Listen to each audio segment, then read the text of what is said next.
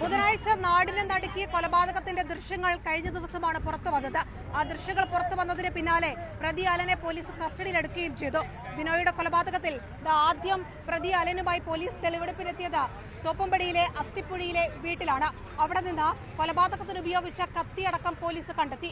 ഈ കൊലപാതകത്തിന് ശേഷം കടയിൽ നടത്തിയ കൊലപാതകത്തിന് ശേഷം വീട്ടിലെത്തിയാണ് അലൻ കത്തി ഉപേക്ഷിച്ചത്, ഒളിപ്പിച്ചു വെച്ചത്. അവിടെയാണ് പ്രതിയുമായി പോലീസ് എത്തി തെളിവെടുപ്പ് നടത്തി ആയുധമടക്കം ഈ കേസിൽ കണ്ടെടുത്തത്.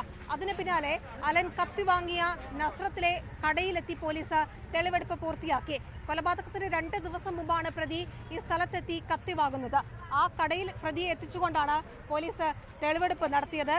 പിന്നാലെ ഈ കടയിലെത്തി കൊലപാതകം നടന്ന ഈ കടയിലെത്തി കാണുന്ന സൗദിയിലെ കടയിലെത്തി പോലീസ് തെളിവെടുപ്പ് നടത്തി. ഇവിടുത്തെ CCTVയിൽ നിന്നാണ് ആ ദൃശ്യങ്ങൾ പുറത്തു വന്നത്. 20 കുത്തോളമായിരുന്നു ബിനോയുടെ ദേഹത്തുണ്ടായിരുന്നത്. ആ കുറ്റകൃത്യത്തിന്റെയും പ്രതി സംസാരിക്കുന്നതിന്റെയും അടക്കം ശബ്ദവും ദൃശ്യങ്ങളും പുറത്തു വന്നതോടെയാണ് ഈ കൊലപാതകം അതിഭീകരമാണ് എന്ന് നാടറിഞ്ഞത്. അത്രയും ഗുരുതരമായ മുറിവുകളായിരുന്നു ദേഹത്തുണ്ടായിരുന്നത്. ഓടി രക്ഷപ്പെടാൻ പോലും കഴിയാത്ത വിധത്തിലായിരുന്നു ഈ പ്രതി ബിനോയെ അതിക്രൂരമായി കുത്തി കൊലപ്പെടുത്തിയത്. നമുക്കിവിടെ ഉണ്ടായിരുന്ന ആളുകളോട് തന്നെ ചോദിച്ചു നോക്കാം.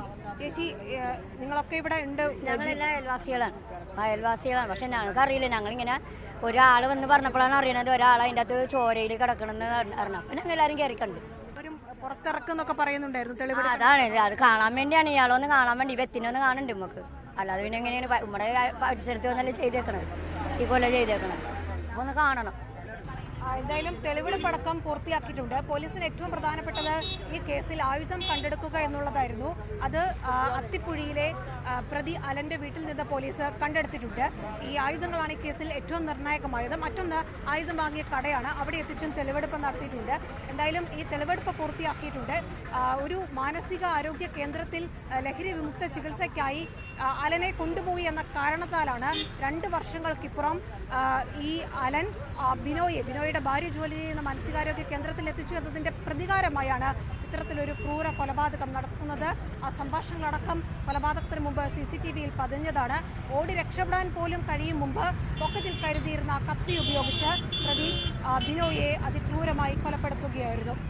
ക്യാമറമാൻ മനോജ് മാടശ്ശേരിക്കൊപ്പം കൊച്ചിയിൽ നിന്ന് റിയ, മാതൃഭൂമി ന്യൂസ്.